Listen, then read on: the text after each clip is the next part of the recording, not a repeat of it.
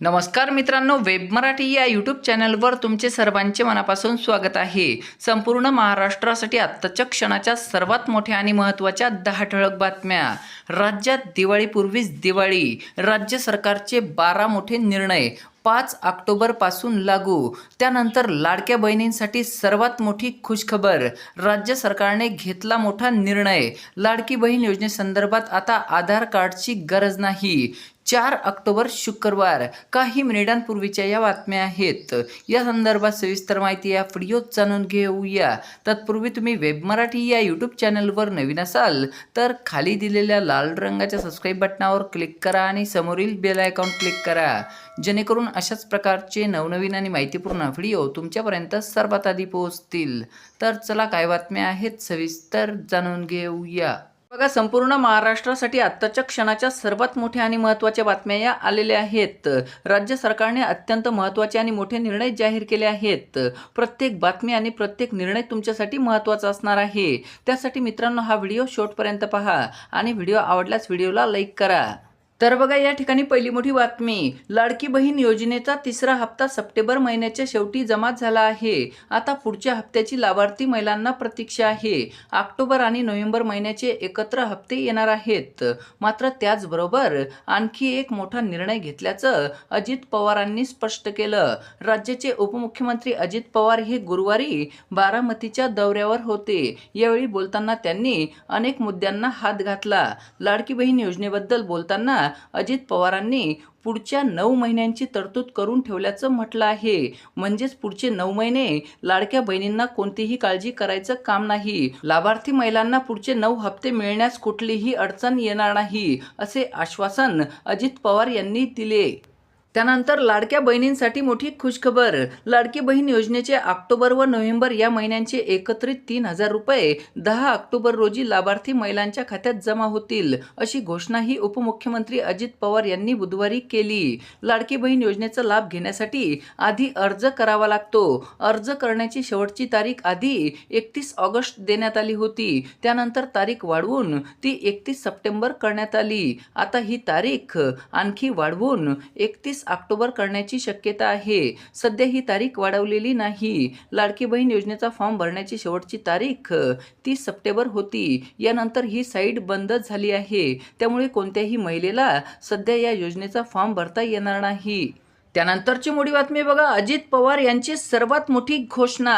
उपमुख्यमंत्री अजित पवार यांनी मुलगा आणि मुलीच्या लग्नाच्या वयाबाबत भाष्य करताना महत्त्वाचं वक्तव्य केलं आहे। लग्नासाठी मुलीच्या वयाची अट 12 वर्ष आणि मुलाची 14 वर्ष ठेवावी लागेल, असं अजित पवार यांनी आपल्या भाषणात म्हटले आहे। आम्ही सरकारशी बोलून राज्य सरकारमध्ये निर्णय घ्यावा लागणार आहे। मुलीला 18 आणि मुलाला 21 ही वयाची अट आहे। मुलीला 13 किंवा 12 करावी लागेल, 12च करावी लागेल आणि मुलाला 14 वर्षे वयाची अट ठेवावी लागेल। पूर्वीच्या काळात सर्व गोष्टी उशिरा व्हायच्या, म्हणून 18 आणि 21 वय करावे लागते। आता मुलांना लहानपणीच सर्व कळतं। काय चमत्कार झाला माहीत नाही, पण कदाचित जग फास्ट झालं असेल, त्याचा परिणाम झाला असेल। इलेक्ट्रॉनिक मीडियाचा परिणाम होऊ शकतो, नाही असं नाही, ही गोष्ट घडली, असं अजित पवार म्हणाले।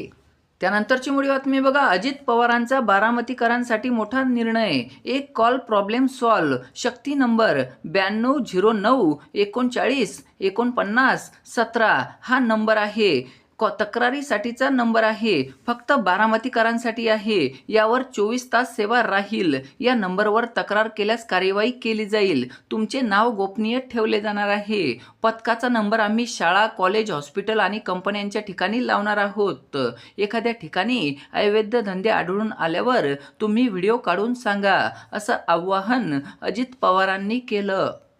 त्यानंतरची मोठी बातमी बघा, शेतकऱ्यांना दिवाळीपूर्वीच गोड बातमी। पीएम किसान सन्मान निधी योजना आणि नमो शेतकरी महासन्मान निधी योजना या योजनांचे ऑगस्ट 2024 ते नोव्हेंबर 2024 या कालावधीतील अनुक्रमे 18वा आणि 5वा हप्ता पंतप्रधान नरेंद्र मोदी यांच्या शुभ हस्ते शनिवार दिनांक 5 ऑक्टोबर 2024ला सकाळी 11 वाजता वाशिम येथील समारंभात वितरित करण्यात येणार आहे। दिवाळीच्या पूर्वीच शेतकऱ्यांच्या खात्यामध्ये 4,000 रुपये जमा होणार असल्याने सर्व शेतकऱ्यांची दिवाळी गोड होणार आहे।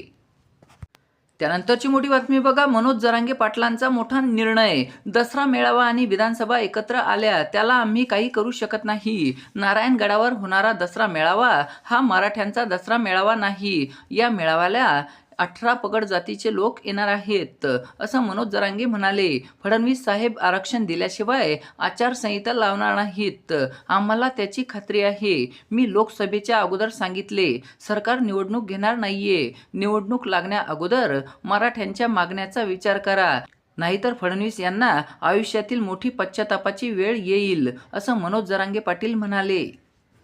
त्यानंतरची मोठी बातमी बघा, तूर उत्पादक शेतकऱ्यांसाठी आनंदाची बातमी. हरभरा आणि तुरीवर लावण्यात आलेल्या स्टॉक लिमिटची मुदत नुकतीच संपली आहे.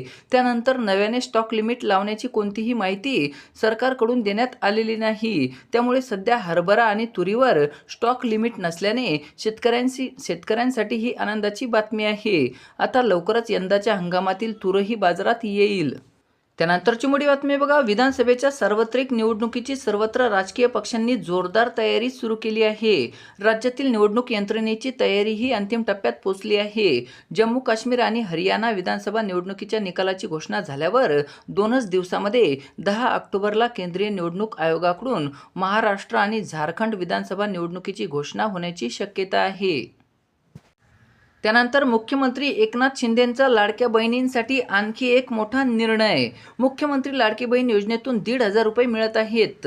ते पैसे बाजारपेठेत येत असल्याने अर्थव्यवस्था मोठी होणार आहे. पंतप्रधान नरेंद्र मोदी यांचे $5 ट्रिलियन व आपल्या राज्याचे $1 ट्रिलियन स्वप्न लाडक्या बहिणींमुळे पूर्ण होणार आहे. त्यामुळे लाडक्या बहिणींना लखपती केल्याशिवाय हे सरकार गप्प बसणार नाही. या योजनेप्रमाणे आता लाडक्या बहिणींसाठी मुख्यमंत्री सुरक्षित बहीण योजना सुरू करणार आहे, अशी घोषणा मुख्यमंत्री एकनाथ शिंदे यांनी केली आहे.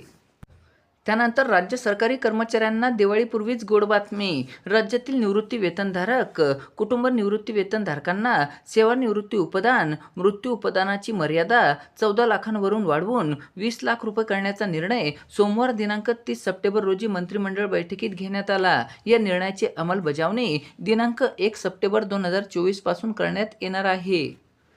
त्यानंतर राज्यभरातल्या शेतकऱ्यांसाठी राज्य सरकारचा सर्वात मोठा निर्णय. राज्यभरातील शेतकऱ्यांच्या खात्यात 10,000 रुपये येणार. राज्यातील शिंदे सरकारने राज्यातील सोयाबीन व कापूस उत्पादक शेतकऱ्यांना हेक्टरी 5,000 रुपये मदत देण्याची घोषणा केली होती. त्यानुसार आज जास्तीत जास्त 10,000 रुपये प्रमाणे शेतकऱ्यांच्या बँक खात्यात अनुदान जमा होण्यास सुरुवात झाली आहे.